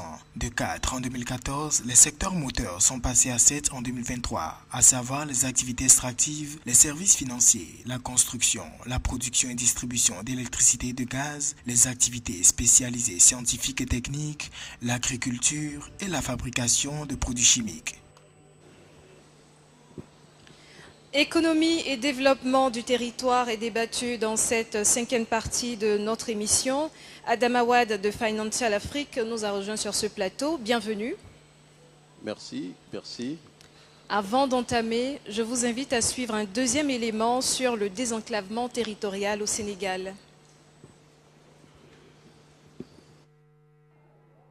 À 48 heures de la fin de la campagne électorale au Sénégal, le candidat Amadou Ba a tenu 2 meetings dans les villes de Thiès et Rufisque. Dans sa promesse électorale, le candidat de la coalition Benno Bokk Yakaar a annoncé ce 20 mars 2024 l'achèvement des travaux du programme spécial de désenclavement qui vont révolutionner Rufisque et contribuer à résoudre les problèmes d'assainissement de la zone. Cette annonce marque un tournant important dans la campagne électorale, positionnant Amadou Ba comme le candidat à suivre de près pour l'avenir du Sénégal. Rufisque, qui est une ville traditionnelle, mais une ville moderne aussi. Il y a un mois, j'étais venu lancer les travaux du PSD, le programme spécial de désenclavement. Je voulais vous dire ici solennellement, ces travaux qui vont révolutionner Rufisque, qui vont permettre de régler les problèmes d'assainissement, les problèmes de voirie et de circulation. Ces travaux seront achevés dans les délais requis. Ces travaux qui vont révolutionner Rufisque. Si tu m'entends. Lors du meeting tenu à Thiès, Amadou Ba a également annoncé la construction d'une ligne ferroviaire à Thiès, prolongeant la ligne du train express régional jusqu'à Thiès d'ici 2025, ainsi que le rétablissement de la ligne ferroviaire Dakar-Mali. Réhabiliter nañu chemin de fer bi dem Tamba di yóbbu ay marchandises. On a déjà réhabilité le chemin de fer qui achemine des marchandises à Tambacounda. Tamba aura un port sec. Mais je voudrais que vous reteniez 2 choses. Dès 2025, les travaux du TER seront propulsés à l'aéroport Blaise Diagne à Thiès. Dès 2025, le financement étant déjà acquis, on va reprendre le chemin de fer Dakar-Tambacounda en allant vers le Mali pour permettre aux voyageurs de pouvoir se déplacer en toute sécurité. On va reprendre le chemin de fer Dakar-Tambacounda. Selon le candidat de la coalition Benno Bokk Yakaar, son ambition, s'il est élu président de la République au soir du 24 mars, est de faire du Sénégal la locomotive de l'Afrique de l'Ouest. Mon cher Adam Awad, c'est à vous. Si, merci, monsieur le Premier ministre, donc le candidat Amadou Ba. Alors, vous avez promis de consacrer 50 milliards de francs CFA à chacune des régions du Sénégal. Pouvez-vous un peu expliquer cette promesse et à travers elle, votre politique de développement des régions du Sénégal?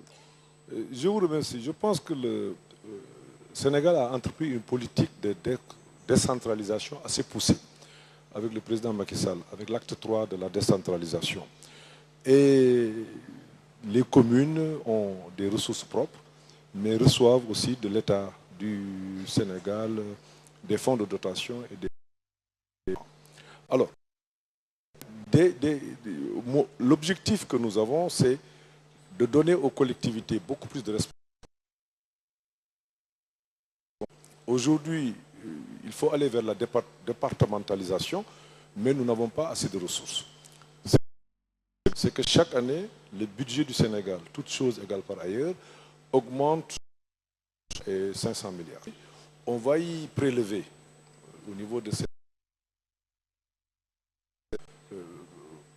50 milliards de régions, ça fait 700 milliards. Donc c'est un objectif qu'on peut atteindre dès l'année prochaine. Donc de 2025, si au surplus d'ailleurs les ressources du pétrole arrivent. En mettant à la disposition de chaque région 50 milliards, l'objectif c'est d'inviter les collectivités de cette région en relation avec l'État, de voir quels sont les besoins spécifiques de la région et de signer un contrat-plan avec les collectivités concernées. Bien sûr, il y aura un accord de l'État pour que cela puisse être fait. Il peut s'agir de réhabiliter des écoles, il peut s'agir de faire autre chose, de travailler sur la voirie ou de réparer des forages. Enfin bref, c'est que chaque département puisse... On va essayer de départementaliser les politiques publiques. En tout cas, l'essentiel des activités vont être menées à la base. Cela, c'est pour améliorer l'articulation et la relation qu'il y a entre les collectivités décentralisées et le gouvernement central qui peut par moment être loin et peut ne pas tenir compte des besoins spécifiques, des besoins urgents au niveau des collectivités. Oui. Alors, il y a aussi une promesse qui est importante, c'est la poursuite du programme de développement des infrastructures. Vous comptez les multiplier par 3, ces infrastructures. Est-ce que, compte tenu de la contrainte importante de la dette, d'une part, et d'autre part, de la contrainte de la mobilisation des recettes publiques à travers les impôts, est-ce que cela est faisable? Cela est très faisable. Je pense que la contrainte majeure que nous avons, en tout cas au niveau du Sénégal, c'est de continuer de gagner le pari de la stabilité, le pari de la paix. C'est pour cela que je me définis comme le candidat de la paix véritable. Une fois la paix acquise, le potentiel que nous avons, on peut quand même engager plusieurs actions en même temps. Je pense que le moment est venu de faire, je l'avais lancé aussi, une nouvelle réforme du Code général des impôts. Je ne dis pas qu'on va augmenter les impôts. Non, je ne dis pas ça. Je dis on fait une nouvelle réforme du Code général des impôts compte des informations que nous avons actuellement sur notre économie. Parce que nous avons quand même eu à faire beaucoup d'enquêtes, des enquêtes de très grande envergure pour connaître un peu la structure de notre économie. Et l'impôt doit être quand même corrélé à la situation de l'économie. Et je pense qu'il y a des pistes d'amélioration. Ça, c'est la première chose. La seconde chose, c'est au niveau de la dépense publique. Je pense qu'il y a aussi un effort de rationalisation qui va se poursuivre. Nous sommes en train de faire aujourd'hui un changement de base pour voir un peu quelle est la taille réelle de l'économie. Normalement, les résultats, on devrait les avoir dans les tout prochains mois, dans 2 ou 3 mois. La confiance que nous avons au niveau de la communauté internationale, la combinaison de tout cela, devrait nous permettre d'avoir des investissements assez rapides et d'avoir des financements pour pouvoir les faire tout en maintenant les ratios liés à la viabilité de la dette publique. Donc ça aussi, c'est quelque chose sur laquelle je ne ferai aucune concession. Un pays doit pouvoir respecter ses engagements. Si on ne peut pas les respecter, on ne les prend pas. Donc aujourd'hui, Dieu merci, le Sénégal respecte l'ensemble de ses engagements. Nous allons poursuivre sur cette voie pour respecter l'ensemble de nos engagements, mais nous avons aussi envie et nous avons besoin de construire, de poursuivre l'œuvre de construction. Et le marché est ouvert. Nous discuterons avec tous les partenaires pour voir et essayer d'obtenir des conditions qui seront adaptées à la situation réelle du Sénégal. Et à l'évaluation, nous pensons qu'on peut faire plus, on peut faire encore plus avec, en tout cas, l'espoir que et les réformes que nous allons mettre en œuvre. Je n'ai pas de doute que nous serons accompagnés par la communauté internationale. D'accord. Donc ma toute dernière question, c'est lié au Sénégal émergent. Maintenu, poursuivi, réformé, amplifié. Le plan sera maintenu et amélioré. Vous savez, on ne peut pas vouloir construire un pays sans avoir un plan. Le plan, le président Macky Sall l'a conceptualisé, mais il ne l'avait pas conceptualisé pour lui. Non, c'est une analyse scientifique, technique qui a été faite, qui devrait permettre au Sénégal d'être émergent dans un horizon de 20 ans. Nous l'avons partagé avec tout le monde, des universitaires aux syndicats, la communauté internationale. Tout n'est pas parfait dans le plan. Il y a nécessité de l'adapter à chaque contexte et à chaque période. Mais du point de vue de la vision, nous ne pensons pas, je ne pense pas, très honnêtement et très objectivement, que quelqu'un d'autre puisse faire autre chose. Parce qu'on ne peut pas venir à la tête d'un pays, casser tout ce qui existait et reprendre. Parce que nous avons des partenaires. Hein. Les autres aussi ont le droit de nous attendre, qu'on soit prêt. Et le Sénégal n'a pas intérêt aujourd'hui à ce que les partenaires lèvent le pied. Je ne pense pas que ce soit une bonne règle. Et je donnais hier l'exemple d'une route.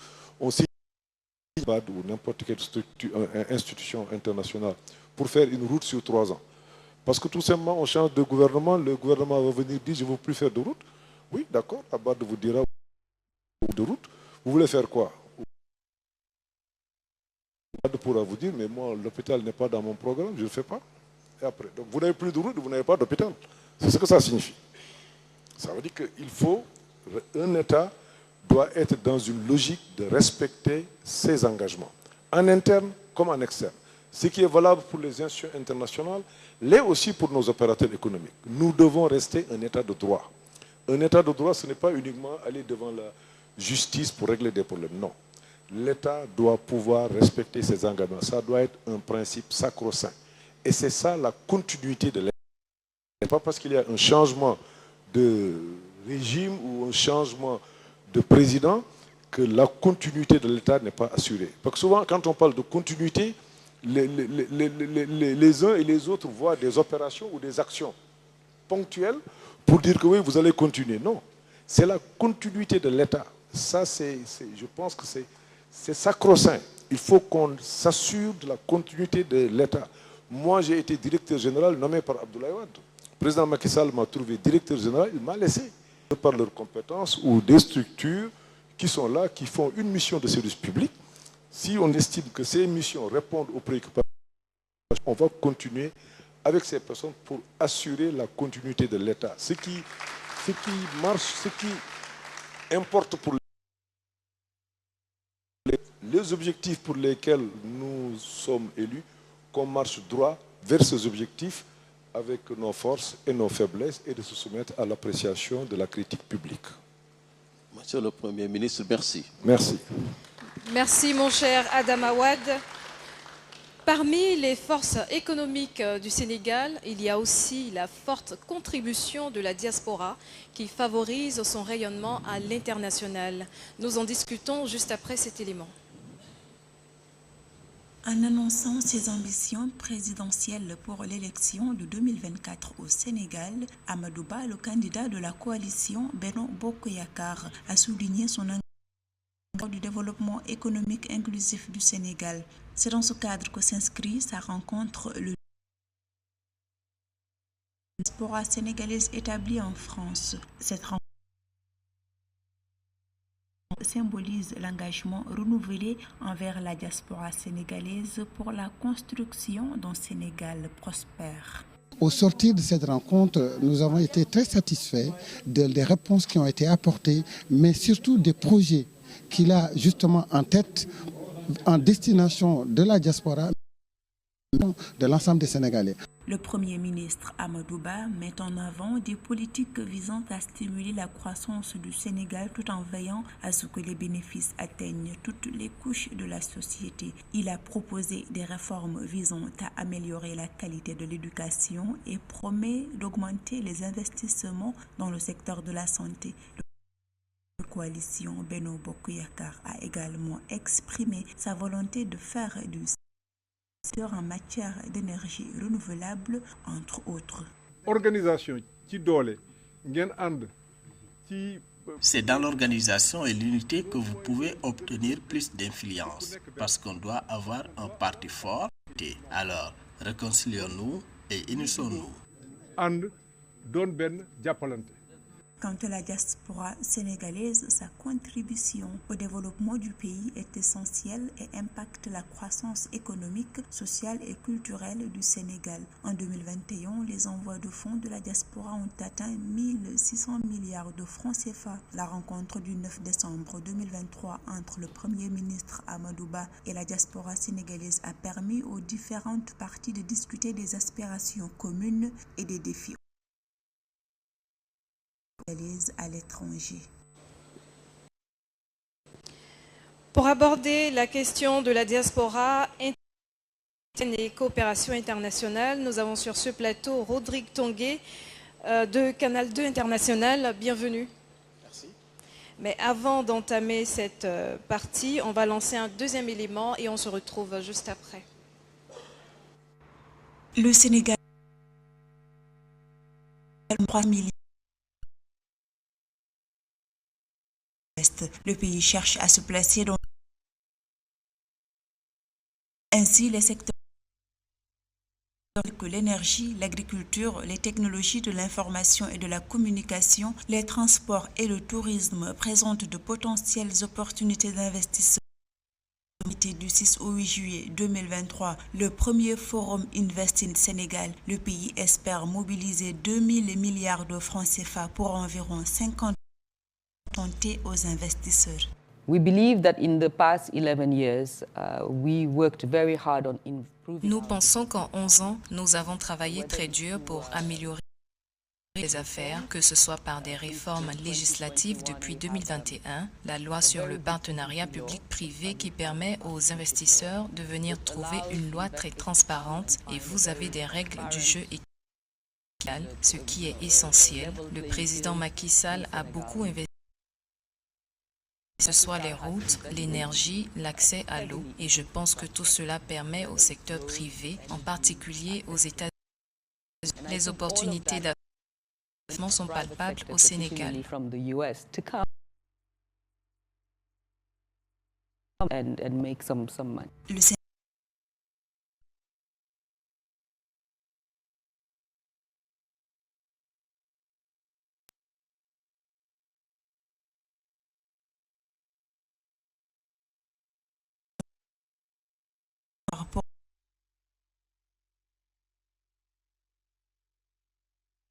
Intérieur brut et génère 100 000 emplois selon les estimations faites en 2018. En matière de transport, le secteur est au cœur des stratégies de développement du pays. Des investissements conséquents ont permis l'expansion des réseaux nationaux et transfrontaliers dans une approche multimodale, sans oublier le réseau de télécommunications du pays très efficace et entièrement numérisé. Nous allons faire venir beaucoup de banques, beaucoup de partenaires techniques et financiers, beaucoup de fonds d'investissement qui sont là et qui rencontrent B2B avec tous ceux qui sont porteurs de projets et qui cherchent à être financés.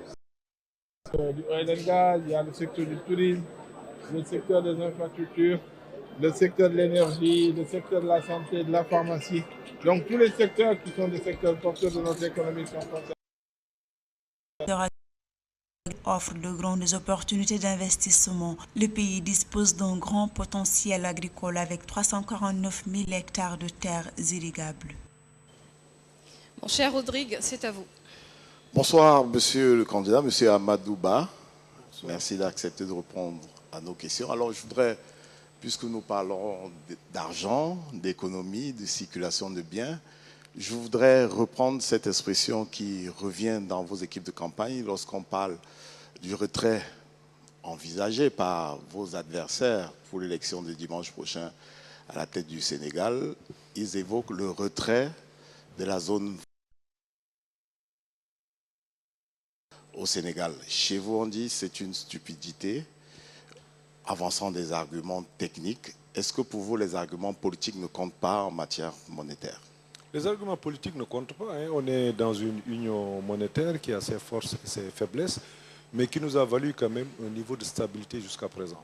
Et nous avons eu dans l'union, en tout cas dans la zone UMOA, des pays qui ont eu des difficultés, mais cela n'a pas empêché à ces pays de dans la zone monétaire, même s'il y a eu des sanctions qui ont été levées. Je pense que le débat sur la monnaie a été toujours soulevé ça et là, sans qu'on ne donne les raisons pour lesquelles on devrait avoir notre propre monnaie, alors que je pense que l'Afrique est à l'heure de l'intégration. L'Afrique est à l'heure de l'intégration. Je pense qu'aujourd'hui, on a une union monétaire qui a connu des évolutions, parce que l'on se plaignait beaucoup du compte d'opération. En réalité, le compte d'opération a été transféré, et maintenant, nous avons quand même la garantie de la stabilité, de la convertibilité. Et aujourd'hui, l'inflation est moins forte dans nos pays que dans les pays qui ont leur propre monnaie. Et l'urgence, de mon point de vue, au Sénégal, n'est pas de créer une monnaie. Je pense que ces personnes ne connaissent même pas le processus par lequel on doit faire une émission de monnaie. Le temps de changer toutes les pièces en circulation, sera à la fin du mandat. Hein. Et les urgences du pays sont ailleurs. Hein. Les urgences du pays sont ailleurs. Et il y a beaucoup plus d'avantages à rester ensemble entre Africains qu'à se séparer et à aller individuellement. Le Sénégal n'a pas encore, en tout cas, de capacité susceptible de lui permettre d'émettre aujourd'hui, de faire ce changement et d'avoir une monnaie stable. Je pense que j'ai envie de dire que c'est une hérésie. L'Afrique est à l'heure du regroupement. Moi, mon ambition, c'est de préserver cette unité, cette union. mon ambition, c'est qu'on essaye d'aller au-delà de ce que nous avons. Aujourd'hui, on est dans l'UEMOA. Il faut que demain, qu'on aille vers la CEDEAO et avoir notre propre monnaie de la CEDEAO. Maintenant, on peut toujours envisager et réfléchir sur les règles. Est-ce que la parité doit être fixe? Est-ce qu'il faut une flexibilité limitée? Est-ce qu'il faut introduire une autre monnaie? Ça, c'est un débat entre économistes, entre techniciens. Et chaque situation a des avantages, a des inconvénients. Mais en ce qui me concerne, la situation actuelle ne me gêne aucunement et je permets de garantir la stabilité. Et le fait même de soulever ce débat, demain, les investisseurs qui sont attendus vont attendre. Si jamais par malheur, ils devaient arriver au pouvoir pour investir dans notre pays, et vous pensez que la situation sociale et économique qui est là attendra que l'on fasse tous ces changements? Je pense que c'est beaucoup plus de l'enfantillage que du sérieux. Vous pouvez pousser votre envie de communautarisme jusqu'à l'Afrique, ça se voit bien, peut-être avec l'adhésion à la ZLECA. Est-ce que vous avez foi à un mécanisme comme celui-là? J'ai foi à l'Afrique, j'ai foi. Maintenant, il faut y aller, comme le disait Senghor, par cercle concentrique. Voilà. On est au niveau de l'UEMOA, où ça marche bien. Au niveau de l'UEMOA aussi, ça marche correctement, il faut améliorer. Au niveau de la CEDEAO nous a valu beaucoup de satisfaction jusqu'à ce que les problèmes politiques dans certains pays nous créent en tout cas des contraintes qui n'étaient pas attendues. Je pense que l'intérêt de l'Afrique, c'est d'être ensemble.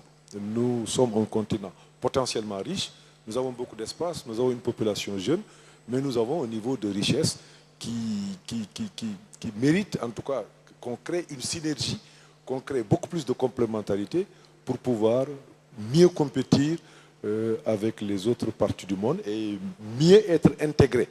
La compétition, elle est utile, mais il faut qu'on puisse s'intégrer ensemble au marché mondial. Les observateurs notent que la limite à cette intégration pourra être substantiellement le niveau de vie, le niveau économique de chaque pays.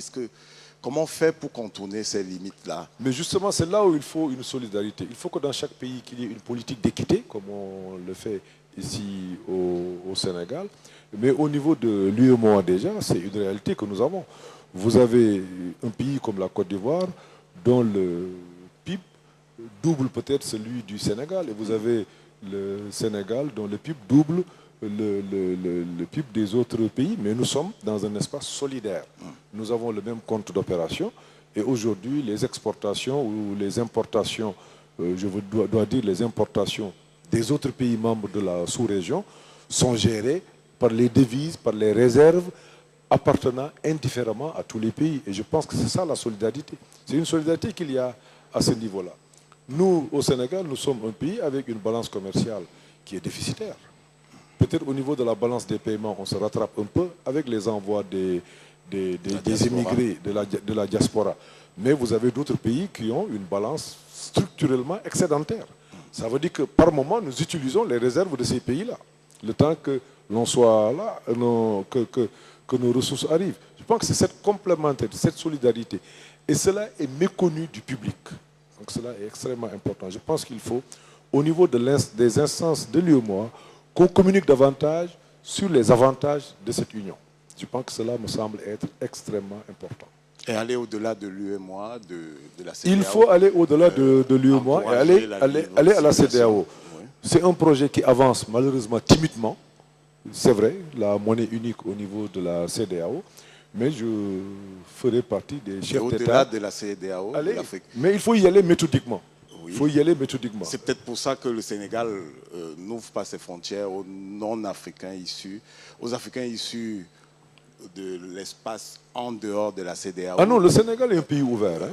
Le Sénégal, c'est qu'il y a un traité... Un Camerounais pour entrer au Sénégal a besoin de visa, par exemple. Il y a quand même, disons, un accord de libre circulation au niveau de la CEDEAO. Il y a un accord de libre circulation. Un Nigérian peut venir au Sénégal avec sa pièce d'identité. Inversement, un Sénégalais peut aller au Nigeria. Maintenant, au-delà, chaque pays applique ses règles, des règles qui lui sont propres. Je serai très ouvert pour que les Camerounais, les Sud-Africains viennent. mais à condition qu'il y ait quand même la réciprocité. C'est-à-dire que les citoyens sénégalais n'aient pas besoin de visa pour aller au Cameroun ou n'aient pas besoin de visa pour aller en Afrique du Sud. Enfin, c'est des exemples que je donne. Aujourd'hui, il n'y a pas de visa entre le Sénégal et le Maroc, par exemple. Ça, c'est des accords qui peuvent être signés entre les États, mais je suis partisan de l'ouverture. Je suis partisan de la circulation des personnes et des biens en toute liberté. Je voudrais sortir par la diaspora et son apport. Exactement, on va aller très vite. Très vite. Alors, je voudrais noter que la diaspora sénégalaise qui contribue quand même avant la survenue de la Covid à plus d'1,5 milliard de dollars par an à votre PIB se plaint de ce que le gouvernement, le pouvoir public n'encourage pas à orienter l'argent qui revient vers les investissements. Est-ce qu'avec vous, vous pouvez donner des garanties que le gouvernement sénégalais va accompagner la diaspora dans l'investissement plutôt que dans la consommation? Je profite de cette occasion pour saluer la diaspora et m'excuser de ne pas pouvoir leur rendre visite. Je n'ai pas beaucoup fait parce que les contraintes professionnelles et les contraintes d'agenda politique ne m'ont pas permis de le faire. Mais il s'agit d'une catégorie importante. Aujourd'hui, les ressources reçues de la diaspora sont supérieures à l'aide publique au développement et font près de 10% de notre produit intérieur brut. Cela veut dire quoi? Cela veut dire que le Sénégal a l'obligation d'être ouvert. Nous avons beaucoup de nos compatriotes qui sont à l'extérieur. Nous voulons que ces compatriotes soient, en tout cas, soient dans de très bonnes conditions, que le droit soit respecté. Donc nous avons aussi l'obligation de faire preuve d'ouverture. Maintenant, s'agissant des transferts, l'idée que j'ai de créer une banque publique d'investissement, quelque part aussi, c'est pour servir de véhicule, pour servir de vecteur pour les revenus provenant de la diaspora. Cela permettra d'abord que ces revenus puissent aider d'autres, mais aussi que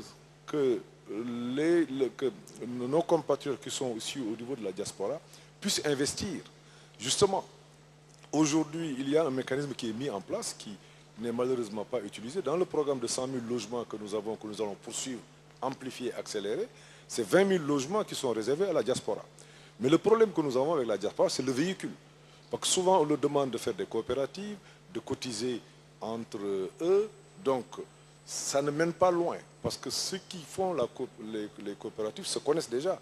Ils sont soit en Italie dans une région, soit en France dans une commune.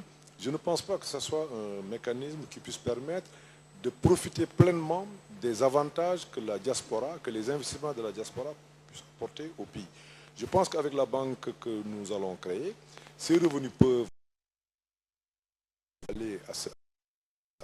Et là, ou en l'absence d'organisation, qu'il soit possible d'accéder peut-être à la propriété ou faire d'autres investissements. Ce n'est pas uniquement la propriété, c'est au niveau de la diaspora, nous avons des personnes qui ont bien réussi, qui ont envie de devenir des opérateurs économiques et tout, qu'il faut peut-être aider pour faciliter le retour, effectivement, dans le pays. Parce que quand on est à l'extérieur, à un certain âge, on pense toujours à rentrer chez soi, parce que tout simplement, il faut vivre à côté des siens. C'est une priorité pour nous et je pense que nous allons avoir un dialogue assez direct, travailler pour que l'apport économique de la diaspora puisse être beaucoup plus visible, que l'apport économique de la diaspora puisse être beaucoup plus utile pour le pays et pour eux-mêmes. Je pense que cela est extrêmement important. Et ça, le vecteur que nous voulons mettre en place et que nous leur proposerons permettra tout de suite d'avoir des résultats rapides et cela servira pour attirer les autres qui peuvent être sceptiques au départ à pouvoir se lancer dans l'opération parce que pour soit acquérir un bien immobilier, soit investir dans une entreprise, acheter des actions, des bons du trésor, ils ont le droit de participer à la vie économique du Sénégal. Merci Tanguy. C'est moi. Monsieur Amadouba, terminons cet entretien sur une séquence de solidarité. Quel regard portez-vous sur ceux qui souffrent au quotidien, notamment les handicapés? Vous savez, j'ai parlé tout à l'heure d'un financement de 50 milliards pour les régions. L'idée première que j'ai eue pour pour aider les personnes, pour aider davantage les personnes souffrant avec un handicap, qui ont déjà quand même un certain nombre de droits qui sont respectés et qu'il faut renforcer. Je pense qu'aujourd'hui, la carte d'égalité des chances, oui, mais il nous faut avoir un service public de qualité. Parce qu'une chose est de dire que les soins sont gratuits pour telle catégorie de population. Une autre chose, c'est de veiller à ce que ces personnes soient bien accueillies au niveau de ces structures et qu'il y ait tout ce qu'il faut pour pouvoir les accueillir. Quelqu'un qui souffre de motricité, il faut quand même des rampes, c'est un exemple que je donne, spécialement aménagées pour ces types de personnes. Quelqu'un qui souffre d'handicap visuel, il faut avoir un mécanisme pour pouvoir guider cette personne au niveau des structures d'État. Et le financement de 50 milliards dont j'ai parlé tout à l'heure, l'idée première, c'est justement de pousser les collectivités territoriales qui sont au quotidien avec ces personnes handicapées, de pouvoir qu'on puisse les prendre en charge au mieux dans les localités. Ça, c'est la première chose. La seconde chose, il faut, au niveau des écoles, au niveau du recrutement, qu'on puisse les soutenir et les aider davantage. En tout cas, moi, à compétence égale, pour un poste de responsabilité, s'il y a quelqu'un qui souffre d'un handicap et quelqu'un d'autre qui ne soit pas handicapé, je prendrai la personne souffrant d'un handicap parce que j'estime que la personne ne souffrant pas d'un handicap peut avoir une autre chance. Je pense que c'est des personnes avec qui il faut préserver leur dignité. Il ne faut pas aussi qu'on soit dans une situation d'avoir pitié. Non, c'est des personnes qui ont les mêmes droits, les mêmes obligations, mais qui ont un handicap et qui doivent être aidés, soutenus. Et aider et soutenus, c'est aujourd'hui qu'on leur permette, avec cet handicap, de pouvoir s'épanouir, se mouvoir dans la société. Et je pense que cela est important. Et je reviens là-dessus. Quand j'ai parlé de donner 50 milliards, en réalité, ma cible, ce sont les personnes démunies, les personnes souffrant d'un handicap, pour qu'au niveau de la base, qu'on puisse les prendre en charge et que ça ne soit pas toujours remonté au niveau de l'État. Merci M. Amadouba pour toutes ces précisions. Nous allons marquer une courte pause et on se retrouve juste après. Je veux être le président de la jeunesse pour lui donner de nouvelles raisons d'espérer. Je veux que la richesse nationale profite à chacun et à tous dans un climat de paix, de stabilité et de concorde.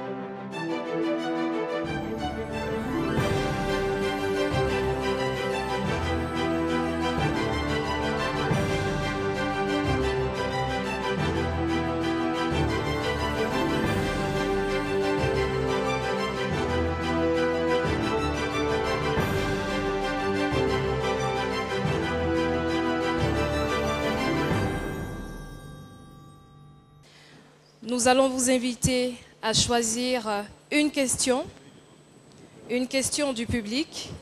Vous serez face à la nation.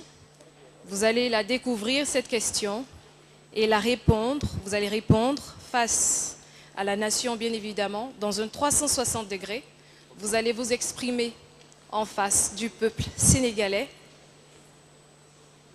Pourquoi le peuple sénégalais devrait vous choisir en tant que président de la République du Sénégal? Allez-y. C'est risqué, hein? Vous piochez une seule question. Allez-y.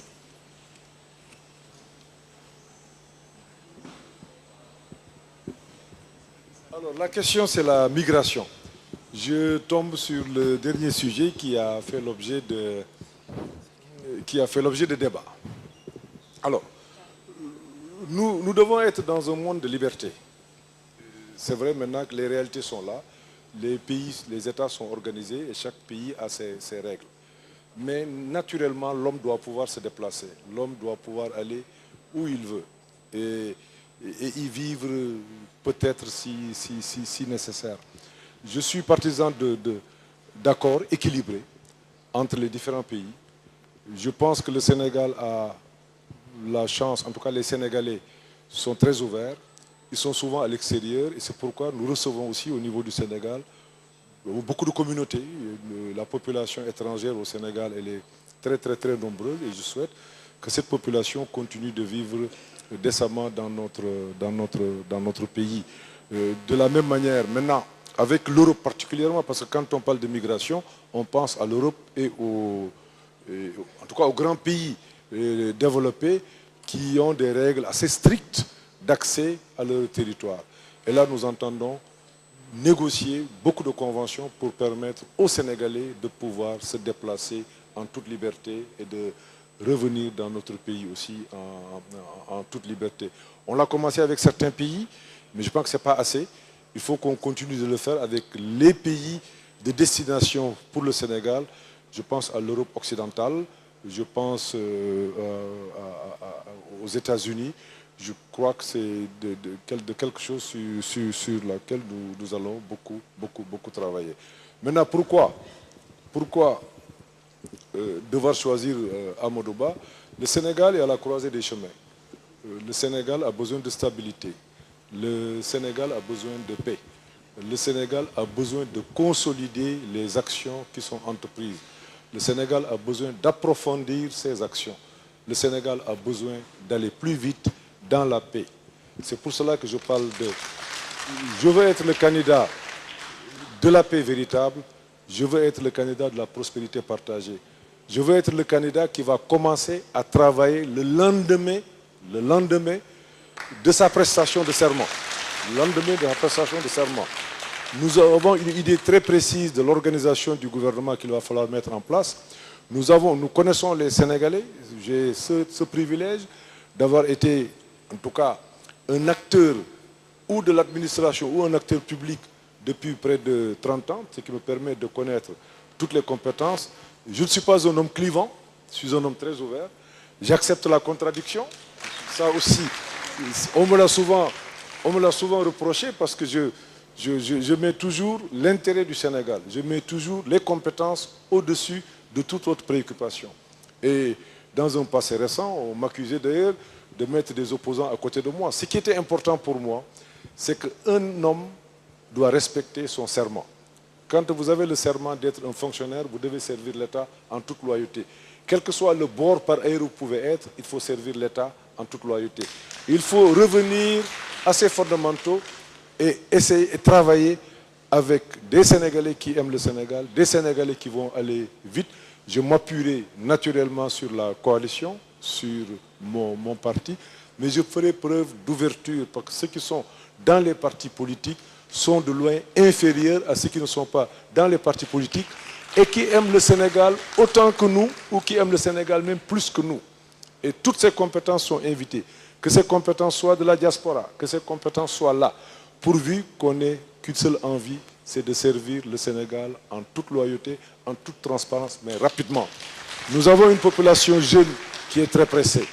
Nous avons des femmes qui ont des niveaux de pauvreté encore très élevés. Il faut qu'ensemble, avec le peu de moyens que nous avons, que nous puissions utiliser ces moyens de la manière la plus rationnelle, de la manière la plus efficace pour aller de l'avant. Le Sénégal en a le talent, les Sénégalais en ont le talent, les Sénégalais ont la compétence et l'unité du pays va être préservée, va être renforcée parce que nous sommes un pays où malheureusement, ou heureusement, les clivages, on ne les connaît pas, on parle très peu de religion, d'ethnie ou de tariqa, on parle vraiment, c'est peut-être maintenant avec les médias qu'on en parle régulièrement, mais ça ne va pas loin. Mais toutes ces questions doivent être sérieusement adressées parce que le Sénégal a l'opportunité, je pense, avec moi, d'arriver à l'émergence dès 2030. Je vous remercie. Merci, Monsieur Amadou Ba. Merci d'avoir été des nôtres. Je vais être le président. Merci à vous, cher public. Nous tenons également à remercier. L'émission n'est pas terminée, s'il vous plaît. richesse nationale profite à Nous chacun tenons également à et remercier tous. le directeur du Dans un musée climat des civilisations noires de Dakar, Monsieur Hamidou Bokoum. Merci à nos partenaires médias, 2STV, Canal 2 International, Financial Afrique, ITV, Walf TV, Sen TV, à l'ensemble des équipes techniques. Et merci à vous, chers téléspectateurs, d'avoir suivi cette édition de Face à la Nation, spéciale élection présidentielle Sénégal 2024.